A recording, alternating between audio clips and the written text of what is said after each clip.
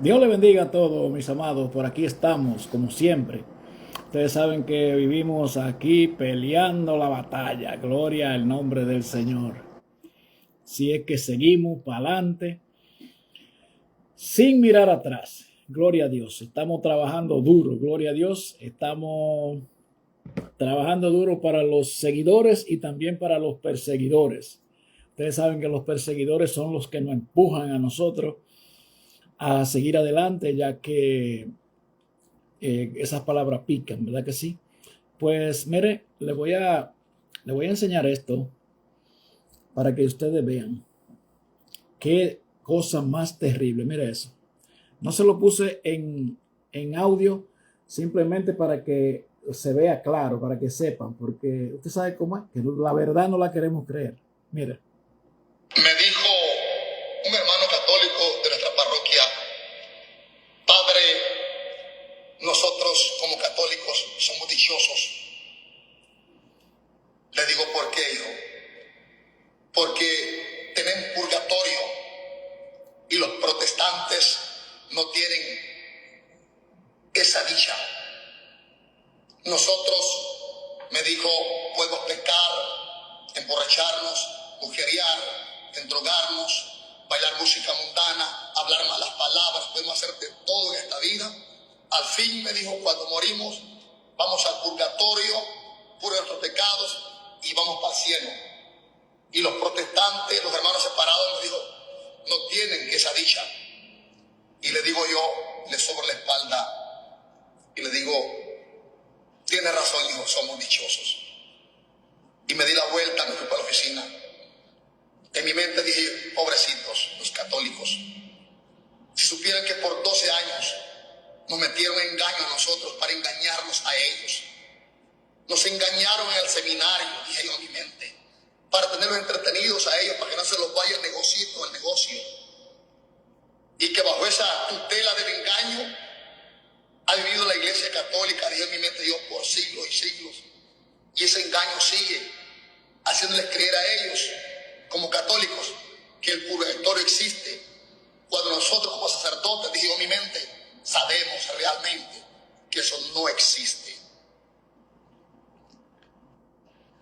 Me dijo un hermano católico. Gloria a Dios. ¿Se dan cuenta? Gloria al nombre del Señor. Es por eso que ustedes saben que el Padre Luis Toro no me enfrenta a mí, porque él sabe que es que yo estudio las cosas. No tuve el privilegio de estudiar ninguna carrera profesional. No fui educado en eso, no me gustaba, lamentablemente, pero la Biblia sí la estudio. Y para serle honesto, yo me crié en esa doctrina, lo cual es prácticamente automático, o diríamos que podría también ser obligatorio, porque todos los pueblos que le han firmado el concordato a esa iglesia, ustedes saben que es prácticamente obligado. Gloria al nombre del Señor. Entonces, pero yo tuve la suerte de que no caí en ese gancho. Yo recuerdo que mi madre era encargada del coro de adoración y no íbamos a la iglesia, me llevaban a la iglesia, me dijeron que yo soy bautizado, yo no sé nada de eso, no recuerdo que yo haya sido bautizado. El bautismo está claro y dice que primeramente hay que creer. Y yo le aseguro a usted que el 99% de los que van a la Iglesia Católica no saben de la Biblia. Bueno, son tantas las cosas. Entonces, por ejemplo, el Padre Luis Toro es alguien que nos ataca duro a nosotros, como ustedes lo saben. Él dice que la Iglesia Católica fue la primera iglesia. Gloria al nombre del Señor. Pero entonces hay tantas cosas que contradicen que la católica fuera la primera iglesia, porque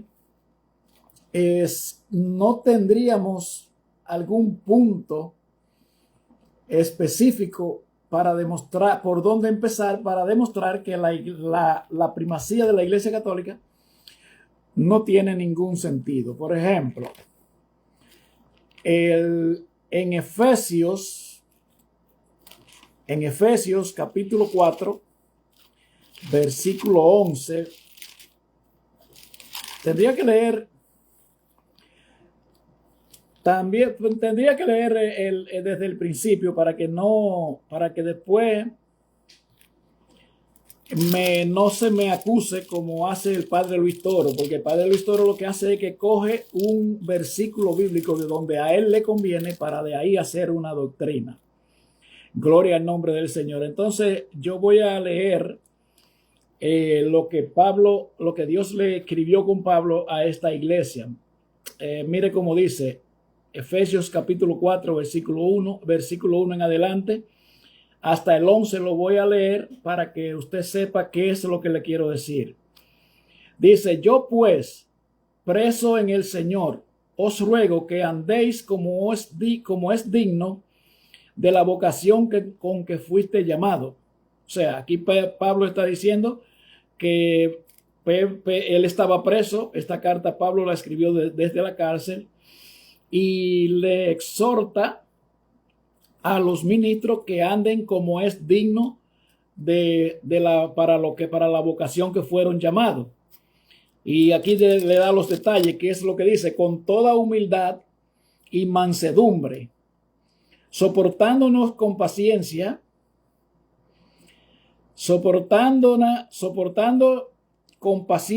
Mi querido, usted y yo somos amigos, pero demuéstreme con la Biblia que yo estoy hablando mentira.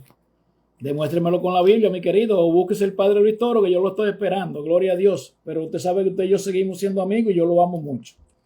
Sigo leyendo. Dice: con toda humildad y mansedumbre, soportándonos con paciencia los unos a los otros en amor, solícitos en guardar la unidad del Espíritu en el vínculo de la paz. O sea, si tenemos el Espíritu Santo, vamos a amarnos los unos a los otros y vamos a vivir en paz, ¿verdad? Y dice: un solo cuerpo, un solo espíritu, como fuiste también llamados en una misma esperanza de vuestra vocación. Un Señor, una fe, un bautismo, un Dios y Padre de todos, el cual es sobre todo y por todos y en todos. Gloria a Dios. Aquí el apóstol Pablo está hablando claramente. Dice que hay un solo cuerpo, que es la iglesia de Jesucristo. Ahí es que lo voy a llevar, pero se lo voy explicando poquito a poco para que usted asimile lo que yo le quiero decir. Entonces dice: un cuerpo, un espíritu, el Espíritu de Dios. Como fuiste también llamado en una misma esperanza de vuestra vocación.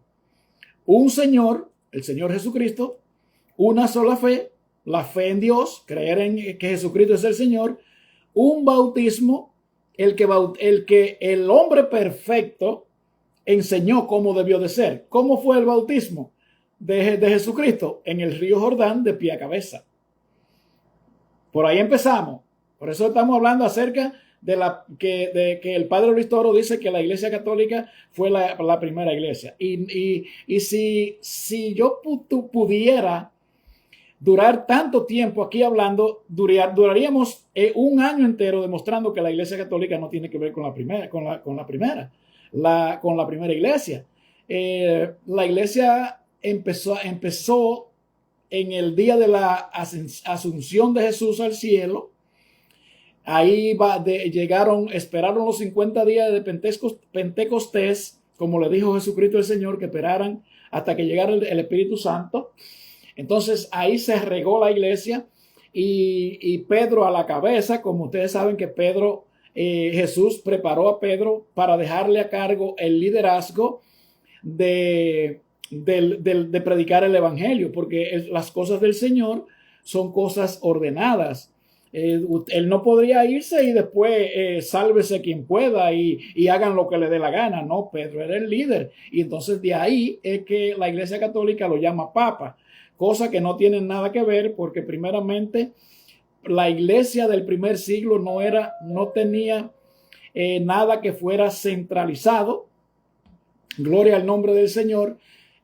Por ejemplo, ahora como el Vaticano, la iglesia del primer siglo fue perseguida hasta el segundo y tercer siglo. Entonces, cuando entra Constantino, que legalizó el cristianismo para que lo dejaran de perseguir, entonces, en vez de la gran parte de la iglesia evangelizar a Constantino, lo que pasó fue que Constantino la politizó la iglesia.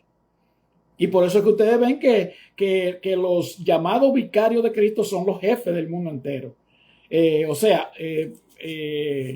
Como diríamos, paulatinamente, de acuerdo, o sea, desde que llega uno es el jefe, gloria al nombre del Señor. Usted lo ve hablando de política, pero no lo escucha hablando de la Biblia, no lo escucha predicando la palabra. Por ejemplo, Pedro, dice la palabra de Dios que un día iban al templo a orar a la hora novena, a la hora de la oración, y ponían allí un cojo en la puerta del templo llamado de la Hermosa, que lo ponían a pedir limosna. Cuando él vio a Pedro y a Juan que se acercaban a la puerta de la iglesia, vino y le pidió una limosna. Pedro le dice, yo no tengo plata ni oro. Ay, y entonces la gente de la católica que tienen todo el dinero del mundo, y Pedro dice, no tengo oro ni plata. Iban caminando a pies. Entonces los representantes de Cristo ahora andan en avión privado, y mira cómo sigue, le dice, pero de lo que tengo te doy. En el nombre de Jesucristo el Señor, levántate y anda. Y dice la palabra de Dios que el cojo brincaba como una bola de ping-pong. Gloria al nombre del Señor. Y usted no escucha ni al Papa ni hablar de la Biblia. ¿Cuándo usted ha aprendido algo de algo que diga el Papa con una Biblia en la mano? Explíqueme eso. Nadie, porque es un asunto político. Gloria al nombre del Señor. Entonces, si nos vamos aquí ahora donde estamos leyendo el bautismo, ¿quién sabe lo que es el bautismo? Usted le pregunta a 100 católicos y 99 no saben lo que es el bautismo. Ellos lo único que saben decir, lo que el padre Luis Toro le enseña, que repitan, que ahí es que uno se hace hijo de Dios. Ok, que se hace hijo de Dios. Pero eso te dicen como si eso fuera algo mecánico. No. El bautismo, si usted lee la Biblia cuidadosamente, usted se va a dar cuenta que hay dos versículos clave que aluden directamente al bautismo. Y es en Juan capítulo 3, versículo 3, donde Jesús le dice a Nicodemo, te aseguro que si no nace de nuevo, no puede ver el reino de los cielos. Nacer de nuevo. Porque lo que he nacido de la carne, carne es, y dice lo que he nacido del espíritu es. Ahora, si usted busca la etimología de la palabra nacer, el significado en su origen de nacer, usted se va a dar cuenta es que nacer quiere decir venir a la vida, ¿verdad que sí? Y usted viene de un lugar escondido que es el vientre de su madre. Entonces, el bautismo ahí que Jesús está hablando es diciendo exactamente lo que él dio primeramente como ejemplo, que lo hizo él, lo cumplió primero cuando fue donde Juan el Bautista y le dijo a Juan que no quería bautizarlo porque Juan sabía los rangos que tenía Jesús. Él le dijo, no, se lo voy a parafrasear para que usted lo pueda entender más fácil. No. Jesús le dijo, yo soy el hombre perfecto que vino a cumplir la ley, ya que los hombres no pudieron cumplirla ninguno. Entonces, yo siendo Dios, vine en carne y tengo que cumplir la ley porque hay un pacto espiritual que Adán le traspasó el poder de la humanidad a Satanás. Entonces, los pactos espirituales hay que romper, hay que cumplirlo. Las leyes espirituales hay que cumplirlas. Ahí no hay arreglo. Gloria al nombre del Señor. Entonces Jesús tenía que venir, el hombre perfecto, tenía que venir a enseñarnos a nosotros cómo es que se van a hacer las cosas. Y por eso Jesús está hablando de aquí en Juan capítulo 3. Dice, si no nace de nuevo, no puede ver el reino de Dios. Está hablando de un nacimiento simbólico, que te entras en el agua y entonces así tú naces, sale y ya nace de nuevo. De modo que si alguno está en Cristo Jesús, nueva criatura es. Las cosas viejas pasaron y aquí que todas son hechas nuevas. Gloria al nombre del Señor. Y si vemos entonces ahí, nos vamos a dar cuenta que Jesús, siendo el hombre sin pecado, tiene que ir a bautizarse. No que tenía que ir, se fue a bautizarse, porque de ahí, después que se bautizó y salió del agua, fue que vino el Espíritu Santo en forma de paloma.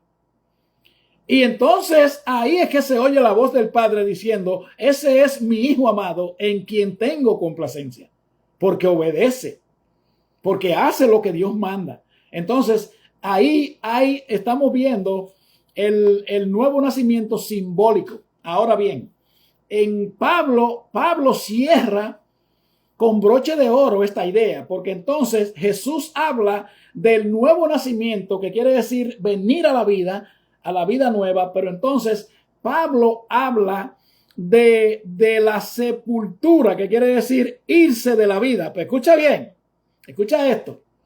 Jesús habla y dice venir a la nueva vida, nacer de nuevo simbólicamente. Entonces Pablo habla sepultar la vieja vida simbólicamente. Sí, claro. Romanos capítulo 6, versículo 4. Dice, porque somos, déjame leerlo con el contexto para que usted lo entienda más fácil. Me gusta leerlo porque yo me lo sé ese versículo, pero no me sé el contexto completo. Se lo voy a leer bien clarito. Son un par de versículos nada más. Mire cómo dice. Dice, ¿qué pues diremos? Que Abraham, no, mentira, ese no es en el 6, perdón. Dice, ¿qué pues diremos? ¿Perseveraremos en el pecado para que la gracia abunde? En ninguna manera, porque lo que hemos muerto al pecado, ¿cómo viviremos en él? Escuche bien. Pablo viene en un contexto hablando de la misericordia y de la gracia de Dios. Y de la misericordia de Dios. Entonces aquí viene y comienza, pero ¿qué vamos a hacer entonces? ¿Nosotros vamos a seguir pecando porque Dios es bueno? Eso es lo que Pablo está diciendo aquí. Se lo estoy parafraseando para que usted lo pueda entender. Ok, entonces dice, en ninguna manera. Porque los que hemos muerto al pecado, ¿cómo viviremos en él? Escuche bien lo que le dije antes, que Jesús habla del nacimiento y Pablo habla de la muerte. El nacimiento de la nueva vida y Pablo habla de la muerte de la vieja vida. Escuche bien, qué linda es la Biblia cuando la entendemos y cuando nos enamoramos de ella. Entonces mire cómo dice. ¿Qué pues diremos? ¿Vamos a seguir pecando porque Dios es bueno? De ninguna manera.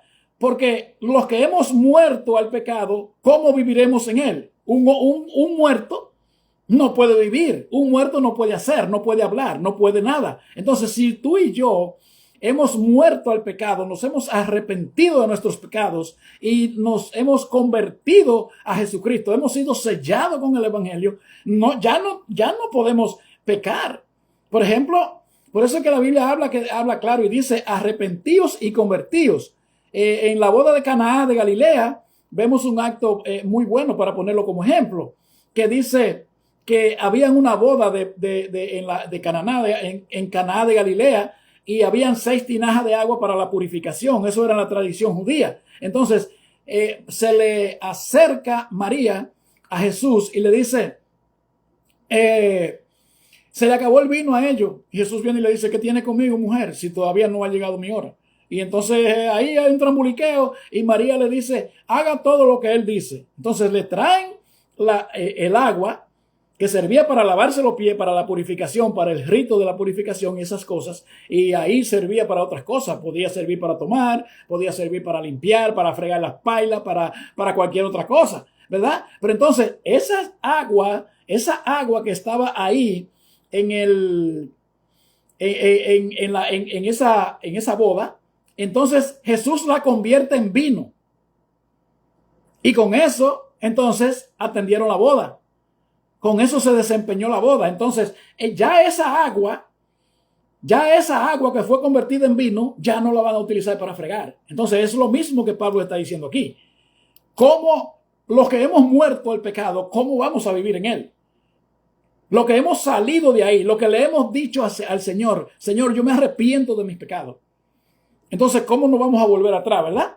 Entonces, por eso es que dice Pablo, lo que hemos muerto al pecado. Ahora, usted y yo pecamos, nacemos siendo pecadores y pecamos con nuestros ojos, con nuestros oídos. Con los ojos miramos lo que no tenemos que mirar. Con los oídos o escuchamos conversaciones obscenas y cosas que no tenemos que estar ahí. En vez de irnos, nos quedamos. Con la boca hablamos cosas que ofendemos a Dios y al prójimo. Con la mano tocamos cosas que no debemos de tocar y hasta nos las robamos y la escondemos y hacemos cosas.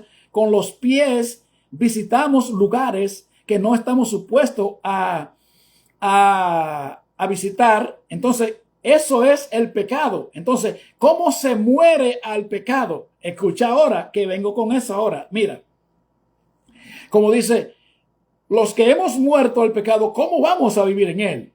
¿O no sabéis que todos los que hemos sido bautizados en Cristo Jesús, hemos sido bautizados en su muerte? Oiga bien, los que hemos decidido bautizarnos, no los que nos echaron la gotita de agua, sí por llevarnos obligatoriamente, porque esa es la característica de la iglesia del Padre Litoro.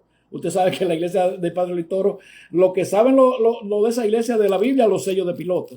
Y por eso es que lamentablemente viven engañados. Porque entonces son radicales, no quieren escuchar nada. No, porque ya yo tengo mi religión y mi cosa. Bueno, tenemos que seguir predicando el evangelio. Entonces, mira cómo dice, el bautismo es sepultado junto con Cristo. Cristo murió físicamente y tú y yo morimos, es simbólicamente.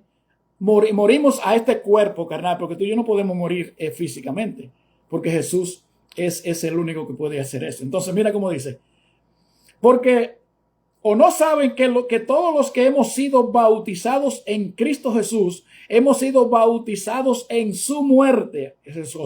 El apóstol sigue hablando. Recuerden que Jesús habla de venir a la vida y aquí Jesús habla, Pablo, de sepultar la vieja vida. Entonces, mira ahora, ahí te traigo el versículo. Porque somos sepultados juntamente con él para muerte por el bautismo, a fin de que, como Cristo resucitó de los muertos por la gloria del Padre, así también nosotros andemos en vida nueva. Ahora, la pregunta es, después que usted se bautizó, ¿qué puede usted contar que ha cambiado en su vida, en su mente, en su espíritu, en su sentido, en lo que sea, en su estilo de vida? ¿Qué ha cambiado? Esa es la pregunta. Pues entonces, si no hay cambios radicales, entonces usted no ha sido bautizado con Cristo en su muerte. Eso fue profundo, ahí sabe. Entonces, mira ahora. Dice, porque si fuimos plantados juntamente con él a semejanza de su muerte, así también lo seremos en la de su resurrección. O sea, si nos bautizamos, si sepultamos este cuerpo pecaminoso, si lo dejamos muerto abajo y salgamos del agua con una nueva vida, vamos a resucitar con él. Pero si no, te va a quedar muerto. Te va a quedar muerto y lamentablemente Dios no es Dios de muertos. Y te va a coger el juicio final, la segunda muerte, como dice la palabra en Juan capítulo 5, versículo 28 en adelante. Dice que como el Padre tiene vida en sí mismo, así mismo también le ha dado autoridad al Hijo en tener de hacer juicio por cuanto es el Hijo del Hombre. Y dice, y no se maravillen de esto, porque vendrá la hora cuando todos los que están en los sepulcros oirán la voz del Señor. Los que hicieron lo bueno saldrán a resurrección de vida, y los que hicieron lo malo saldrán a resurrección de condenación. Entonces, eso de que del purgatorio, eso es, pues, los perros podrán tener purga, pero eso no hay purgatorio, ¿no? De que no hay escala. No hay escala. Es para uno de los dos lados que va. Entonces dice, sabiendo esto, que nuestro viejo hombre fue crucificado juntamente con él, para que el cuerpo de pecado sea destruido, a fin de que no sirvamos más al pecado. Wow, ese Pablo es terrible, era terrible. Dice, porque el que ha muerto ha sido justificado del pecado. O sea, el que ha muerto simbólicamente, el que se ha arrepentido de sus pecados para servirle a Dios. Entonces, mire qué dice. Y si morimos con Cristo, creemos que también viviremos con Él. Oiga, si morimos con Cristo. Si morimos aquí simbólicamente, pero si continuamos una vida santa, viviendo sin practicar el pecado, entonces vamos a morir físicamente, entonces vamos a estar esperando el día de la resurrección y Él nos va a resucitar en los días postreros. Sí, no es que di que va para el purgatorio, ahí no hay escala, es directo, un vuelo directo. Gloria al nombre del Señor. Y dice, sabiendo que Cristo, habiendo resucitado de los muertos, ya no muere. La muerte no se enseñorea más de él, porque en cuanto murió, el pecado murió una vez, al pecado murió una vez por todas, mas en cuanto vive, para Dios vive. O sea, Cristo murió una sola vez por el pecado y resucitó para Dios. Y ya no hay más sacrificio por el pecado, ya no hay más oportunidad por el pecado. ¿Entiende? Entonces aquí estamos mal. Ahora, la pregunta es, usted que es católico, ¿sabía usted estas cosas? No, usted no las sabía. Usted puede decir que sí, pero en la católica no se sabe de la Biblia. En la católica no usan la Biblia. En la católica la palabra que tiene validez es el catecismo, y ese catecismo tiene que ser aprobado por el magisterio de la Iglesia Católica, por la doctrina patrística, que es la de los padres de la Iglesia, y las tradiciones. Oiga eso. Oiga cómo es que la Biblia, que la Iglesia Católica los enseña a ustedes. Gloria al nombre del Señor. Entonces, estábamos en Efesios capítulo 4. Vámonos para allá. O de nuevo, Efesios capítulo 4, para que usted vea que la Iglesia Católica no tiene nada que ver con la primera iglesia, porque entonces el Jesús que enseña la Iglesia Católica es un Jesús loco, que no tiene sentido servirle, porque imagínese usted. Es como, por ejemplo, Jesús habló en una ocasión, ¿y quién de ustedes, antes de hacer una casa, no hace un presupuesto y dice esto se lleva aquí, aquí, aquí, aquí, para que después no se quede colgando? Entonces, usted va a ver. Entonces Jesús, esta casa que fabricó, como dice, como quiere la iglesia del Padre Luis Toro hacer creer que fue la primera, entonces aquí fracasó. Aquí fracasó, y se lo voy a probar ahora. Ya bueno. Dice, se lo voy a leer corrido ahora para que no se me desesperen. Dice, yo pues presto en el Señor, os ruego que andéis como es digno de la vocación con que fuiste llamado, con toda humildad y mansedumbre, soportándolos con paciencia los unos a los otros en amor, solícitos en guardar la unidad del Espíritu, que es en el vínculo de la paz. A un cuerpo, un espíritu, como fuisteis llamados, en una misma esperanza de vuestra vocación, un Señor, una fe, un bautismo, un Dios, Padre de todos, el cual es sobre todo, por todos y en todos. Pero a cada uno de nosotros le fue dado la gracia conforme a la medida del don de Cristo. Esa es de acuerdo a lo que Cristo le parezca. Dice, por lo cual dice, subiendo a lo alto, llevó cautiva la cautividad y dio dones a los hombres. Dones, regalos, ministerio. Te voy a llamar para que me sirva, pero si tú no quieres, yo busco otro, porque los católicos enseñan que María cooperó con la salvación. Quieren decir que si María no hubiese rechazado eso, entonces hubiésemos fracasado, porque ya no había en quien incubarse para convertirse en un ser humano. Ay, Dios mío, yo quisiera ser así. Mire, yo lo envidio todo el que cree en esas cosas. Siempre repito que le voy a ofrecer un gallo que pone huevo de oro para que lo venda y se haga rico. El que cree esas cosas, cree eso que yo le estoy ofreciendo ahí. Ok. Entonces dice, y eso de que subió, ¿qué es? Sino que también había descendido primero a las partes más bajas de la tierra. El que descendió es el mismo que también subió por encima de todos los cielos para llenarlo todo. Aquí está hablando de Jesucristo y Jesucristo. Entonces mire qué dice. Y él mismo, y el mismo Jesucristo constituyó a unos apóstoles.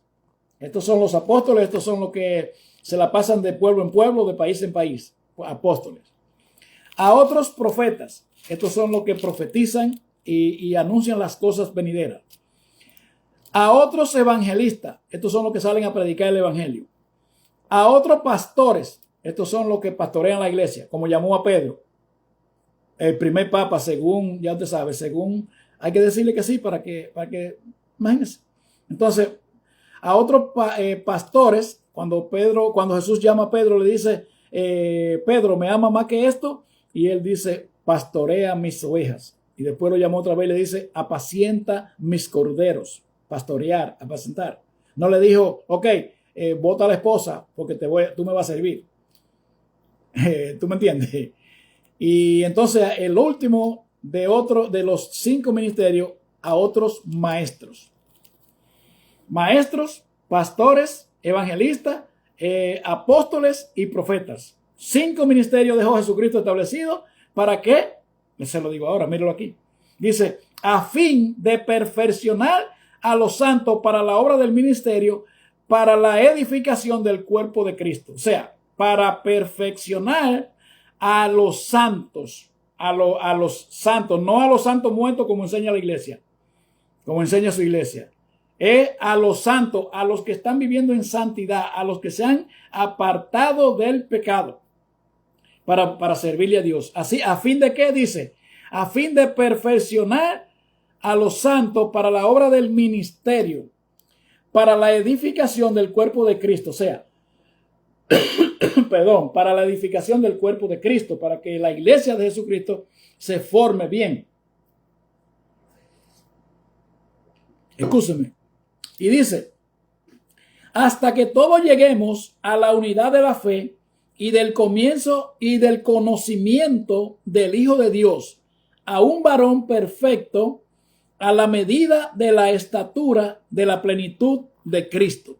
Para eso es que usted se convierte en una iglesia. Si usted no hay cambio en su vida, pues usted no pertenece a la iglesia de Jesucristo. Lamentablemente. Dígame que usted sabe de la Biblia, dígame que usted sabe de Dios. Dígame qué ha cambiado en su vida para usted decirme que usted es hijo de Dios.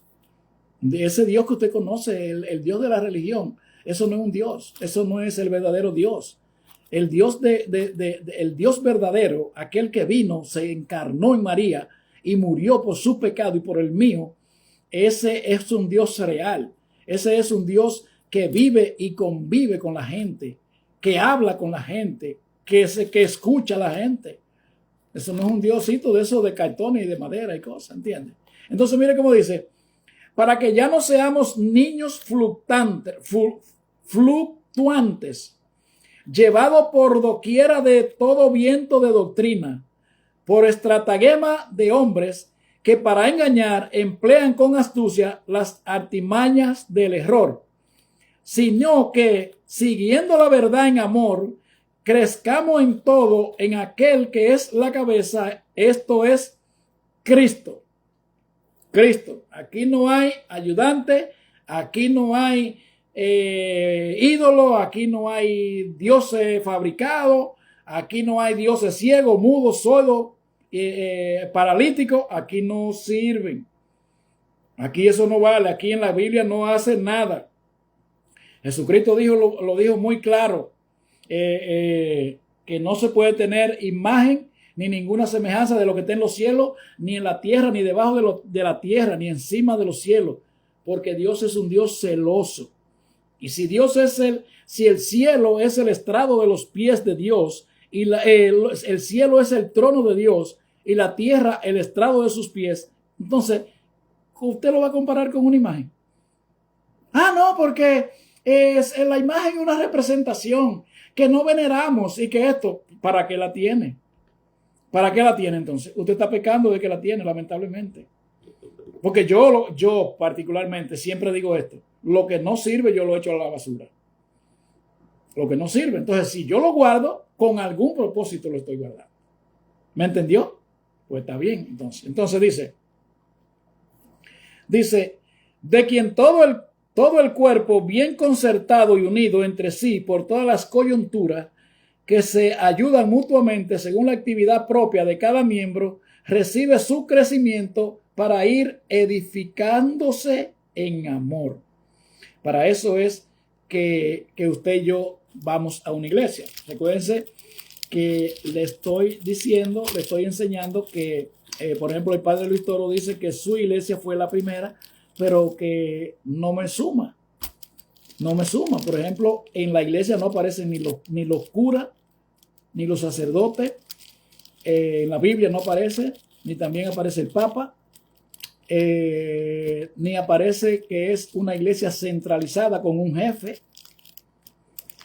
¿Qué más? Bueno, entonces, vamos a ver. Vamos a seguir. Esto fue porque en verdad no había hecho nada. Es prácticamente de improviso que lo tomé. Pero ya en verdad estoy acostumbrado a eso. Diario tengo que tirar un bombazo para el infierno. Gloria al nombre del Señor. Entonces, vamos a ver ahora lo que dice. Dice en 1 Timoteo capítulo 4. Dice, pero el Espíritu dice claramente que en los postreros tiempos algunos negarán la verdadera fe, escuchando a espíritus engañadores y a doctrinas de demonios, por la hipocresía de mentirosos que teniendo endurecida la conciencia, prohibirán casarse. Ahí hay una. Prohibirán casarse. La institución del padre Luis Toro, usted no se puede casar. Y entonces, prohíben casarse, pero entonces mire la tapa el pomo. Y mandarán a que no se coman alimentos que Dios creó para que con acción de gracia participasen de ellos los creyentes y los que han conocido la verdad. ¿Y quién es que prohíbe que no se coma carne en la cuaresma? La iglesia del padre Luis Toro. Entonces, usted no me puede decir a mí que usted es la primera iglesia. Usted es una iglesia enganchada. Usted es una iglesia enganchada porque usted tiene una iglesia que cogió poder después del 313 cuando Constantino la legalizó y ustedes dejaron que los emperadores la politizaran. Así es. Entonces, ¿por dónde más sigo? Si seguimos hablando, bueno, aquí mismo en 1 Timoteo, en el capítulo 3, dice, palabra fiel, si alguno anhela obispado, buena obra desea. O sea, si alguien le quiere servir a Dios, pues eso está muy bueno. Entonces dice, pero es necesario que el obispo sea irreprensible, marido de una sola mujer. O sea, está mandando a que tiene que estar casado y que no le puede ser infiel a la esposa. Eso es lo que está diciendo. Se lo repito. 1 Timoteo capítulo 3, versículo 4. Versículo 1. Este es el contexto de lo que leímos. Aquí Pablo está leyendo, usted sabe que las cartas se escribían y después se dividían en capítulos. Se se enviaban. Entonces después cuando hicieron los arreglos la dividen por capítulos basado en las enseñanzas, en el contexto, en lo que se divide la lectura. Entonces, por ejemplo, mire, aquí empieza el apóstol Pablo había reclutado un jovencito llamado Timoteo y lo había dejado en la iglesia de Éfeso. Recuerden que Pablo era apóstol, que abría iglesia, que andaba de lugar en lugar, de pueblo en pueblo, de país en país. Entonces, donde abría una iglesia, le buscaba a un líder y se la dejaba a cargo. Aquí Pablo reclutó un jovencito llamado Timoteo y le dio instrucciones de cómo era que él debía de estructurar la directiva de la iglesia, los requisitos para los obispos, ancianos y diáconos.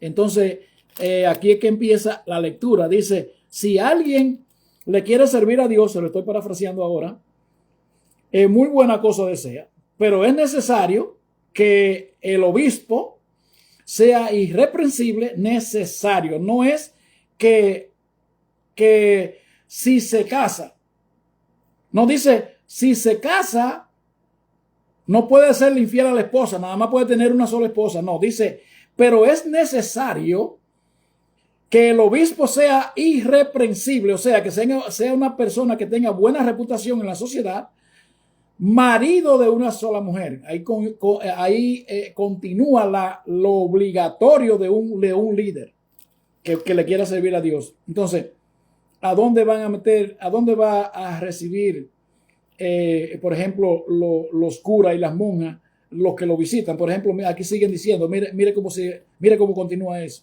Dice, marido de una sola mujer, que sea sobrio, o sea, que sea derecho, que tenga buen carácter, que sea prudente, decoroso, hospedador. Aquí está, hospedador.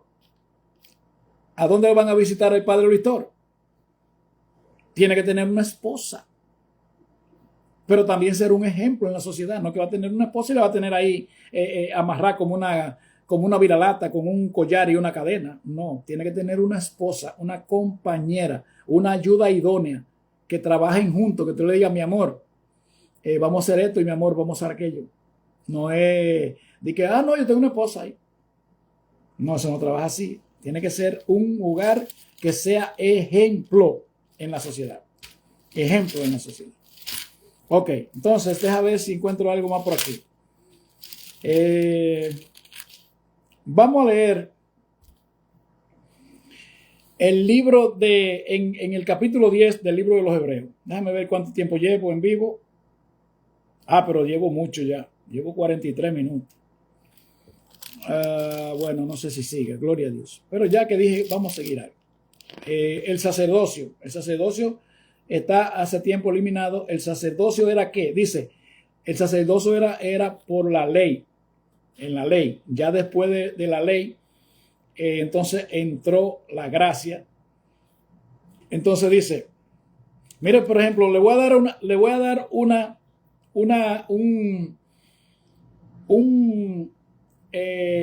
¿cómo diríamos? Un pincelazo para que usted se ubique de por dónde vengo. Mire, aquí en el capítulo 10 del libro de los Hebreos dice,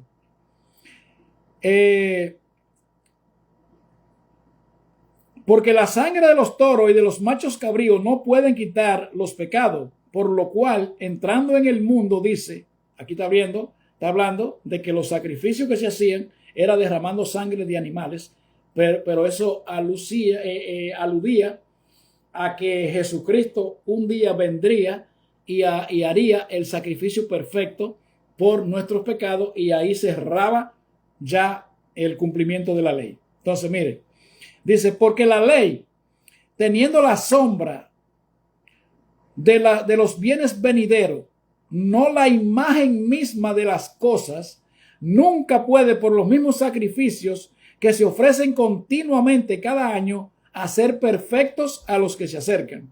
O sea, la ley Dios se la dio al pueblo para que ellos supieran que el carácter de ellos no coincidía con el carácter de Dios, entonces por eso le puso la regla de juego. Eso es la ley, la regla de juego. Entonces dice,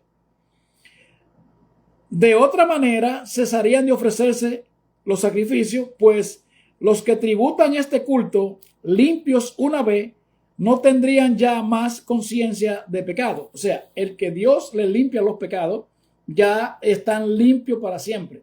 Pero como le dije antes, los sacerdotes en el Antiguo Testamento, antes de venir Jesucristo, era esperando a que se cumpliera la promesa que Dios le había hecho a Israel. Por ejemplo, hay varias promesas, pero la primera promesa que Dios había hecho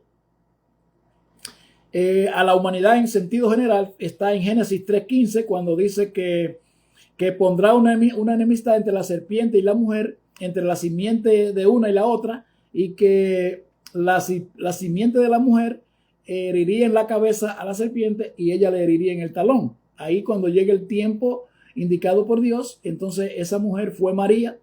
El mismo Dios viene y se encarna y ahí entonces ahí nace Jesús. Entonces ahí muere Jesús, paga por el pecado del hombre. Entonces ya ese es el sacrificio perfecto. Gloria al nombre del Señor. Entonces dice, de otra manera cesarían de ofrecerse, pues los que tributan este culto limpios una vez no tendrían ya más conciencia de pecado. Dice, pero en estos sacrificios cada año se hace memoria de los pecados, porque la sangre de los toros y de los machos cabríos no pueden quitar los pecados. Por lo cual, entrando en el mundo, dice, hablando de Jesús, sacrificio y ofrenda no quisiste, mas me preparaste cuerpo. O sea, no te agradaron los sacrificios, no cumplían con los requisitos, entonces me hiciste un hombre. Ahí está hablando Dios, Jesús como hijo. Entonces dice, holocausto y expiaciones por el pecado no te agradaron. Porque me estaba entrando una llamada, mi gente, lamentablemente. Entonces dice, estábamos en que holocausto y expiaciones por el pecado no te agradaron. O sea, holocausto era los animales quemados y la expiación era, usted sabe lo que es un chivo expiatorio.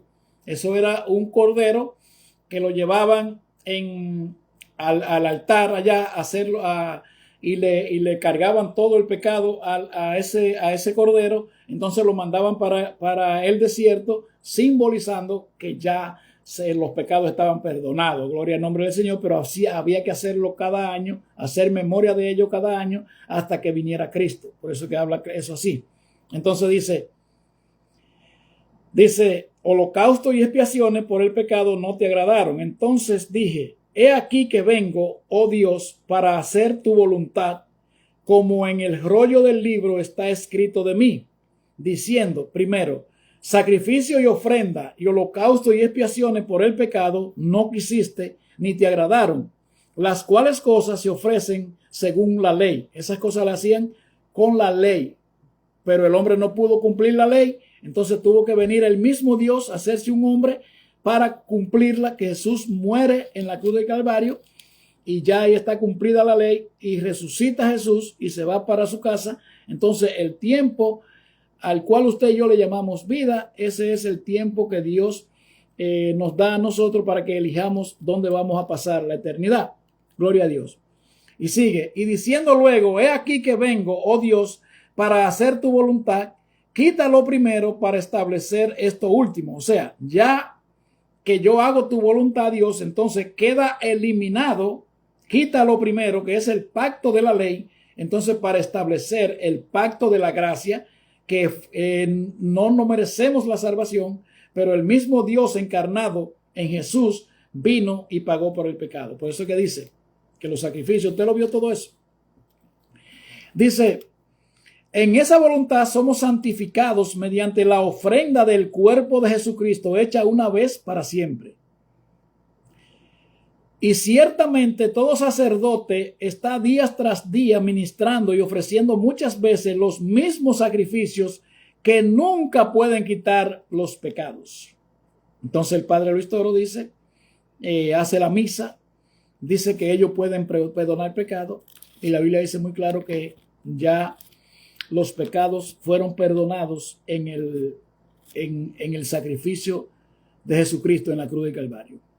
Entonces dice, pero Cristo, habiendo ofrecido una vez para siempre un solo sacrificio por los pecados, se ha sentado a la diestra de Dios. Ya Jesús murió, se fue para su casa a interceder por nosotros.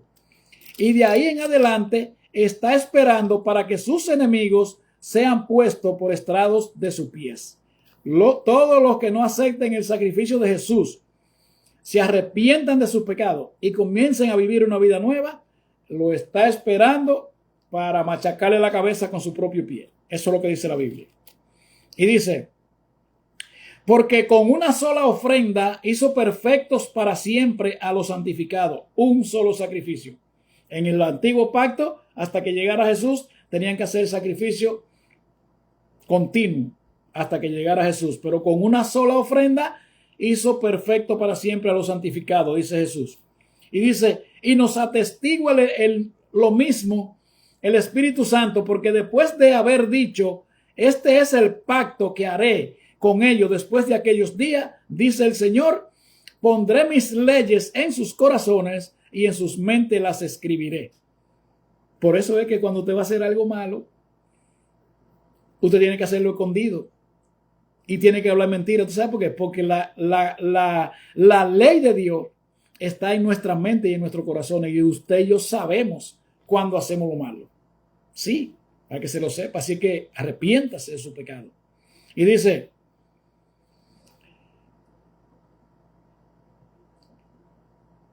y añade, y nunca más me acordaré de sus pecados y transgresiones. Después que Jesús te perdona, tú no tienes que ir donde lo cura a pedirle perdón por el pecado, porque ya Él murió en la cruz del Calvario.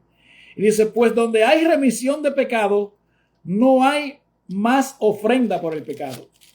Después que Jesús murió, ya tú puedes darte por el pecho, por mi culpa, y que por todos los disparates, olvídate de eso. Antes unos se daba con piedras, se hincaba, hacía toda la clase de sacrificios, pero después que abrimos los ojos le decimos, no.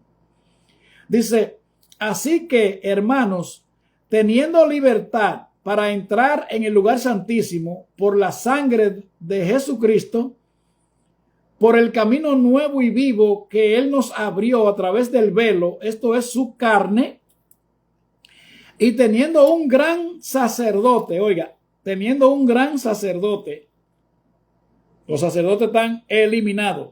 Ya, ¿qué fue lo que dijo aquí? Así que, hermano, teniendo libertad para entrar en el lugar santísimo, o sea, teniendo libertad para hablar directamente con Dios, ya no tenemos que hablar con sacerdotes.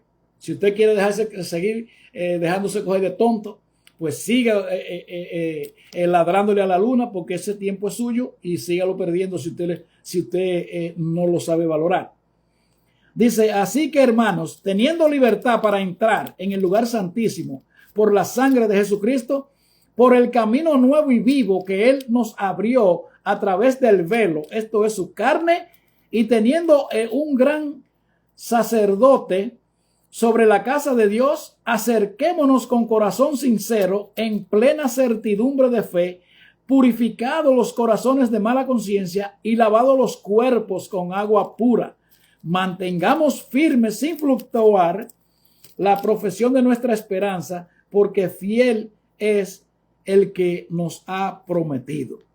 O sea, ya teniendo libertad para entrar, para llegar donde Dios, ya no necesitamos intermediario. Recuérdense que el sacerdote, incluso el significado de esa palabra sacerdote es alguien que se pone en el medio, es alguien que acepta un cargo y se pone en el medio entre dos partes. Eso era el trabajo del sacerdote, pero ya después de la muerte de Jesucristo, si usted lee por ejemplo, en Mateo capítulo 27, versículo 51, déjame ver si estoy correcto. Mateo capítulo 27, versículo 51. Vamos a ver si lo encuentro por aquí. Un segundo. No se vaya. Mateo 27, 51. Déjame ver si estoy correcto y no se vaya. Esto es en vivo, pero como yo no soy comparón ni ando con esa cosa, dice, exactamente, dice, mas Jesús, ¿qué es esto? Ok, mas Jesús, habiendo otra vez clamado a gran voz, entregó su espíritu, o sea, clamó y murió.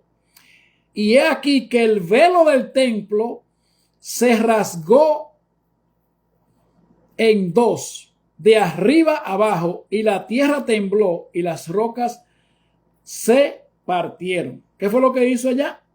¿Qué fue lo que dijo en Hebreos capítulo, ¿cuánto era que estábamos? Capítulo 10. Capítulo 10. Entonces dice,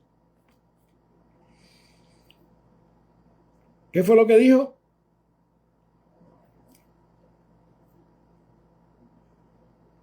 Ok, en Hebreos capítulo 10, versículo 20 dice, así que hermanos, teniendo libertad para entrar en el lugar santísimo por la sangre de Jesucristo, por el camino nuevo y vivo que él abrió a través del velo, esto es su carne, y teniendo un gran sumo sobre su sacerdote, sobre la casa de Dios, acerquémonos con un corazón sincero, en plena certidumbre de fe, purificados los corazones de mala conciencia y lavados los cuerpos con agua pura. Entonces, ese velo que se rompió en dos cuando Jesús murió, se lo repito para que lo entienda, para que no se me vaya, a mí no me gusta hablar para que usted, me gusta que usted se lleve el mensaje, gloria a Dios.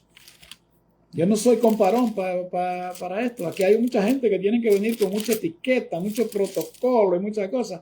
A mí no me hable de eso. Yo lo que quiero es que usted se lleve la palabra. Miren lo que dice. Mas Jesús, habiendo otra vez clamado a gran voz, entregó el Espíritu. Y he aquí que el velo del templo se rasgó en dos, de arriba abajo. Y la tierra tembló y las rocas se partieron. Ok, entonces, cuando nos vamos aquí a Hebreo capítulo 10, versículo 19 y 20, dice, así que hermano, teniendo libertad para entrar en el lugar santísimo. ¿Por qué es lo que quiere decir esto? Ese velo que se rompió, que se cayó allá, cuando Jesús muere en la cruz, era que el templo estaba dividido entre dos lugares, el lugar santo y el lugar santísimo. Entonces, el velo se cae. El velo se cae, ya quiere decir que no hay más sacrificio por el pecado y que todos tenemos acceso al lugar santísimo. Entonces, a la presencia de Dios, a comunicarnos con Dios, a hablar con Dios. Entonces dice, mire qué es lo que dice aquí. Así que hermano, teniendo libertad para entrar en el lugar santísimo por la sangre de Jesucristo. Antes era por la sangre de un cordero, de un animal. Y era una sola vez al año que un gran sumo sacerdote podía entrar. No podía entrar el sacerdote común y corriente. Pero ya después que Jesús muere, entonces tenemos el gran sumo sacerdote, porque ya no hay el velo que había. Era la separación de que tú y yo podíamos entrar a la presencia de Dios. Eso era simbólico, pero entonces ya aquí lo dice claramente en el Nuevo Testamento, que dice que por el camino nuevo y vivo que Él nos abrió a través del velo, esto es su carne, y teniendo ya un gran sacerdote sobre la casa de Dios, acerquémonos con corazón sincero, en plena certidumbre de fe, purificando los corazones de mala conciencia y lavando los cuerpos con agua pura. Y mantengamos firmes sin fluctuar la profesión de nuestra esperanza, porque fiel es el que prometió. Así que ya usted sabe, si usted tiene una pregunta, usted la puede echar por ahí. Si me quiere criticar, si me quiere hacer lo que usted quiera, haga por ahí. Pero si tiene una pregunta, con mucho gusto se la vamos a investigar, si podemos contestarla. Recuérdese que usted nos puede seguir en nuestro canal de YouTube, Millones para Cristo. También estamos en TikTok, Tirando Fuego. Así mismo se llama, Millones para Cristo. y esto es imparable hasta que Cristo venga. Así es que le invito a que usted se una al ejército nuestro y es para adelante que vamos. Así que Dios le bendiga y shalom.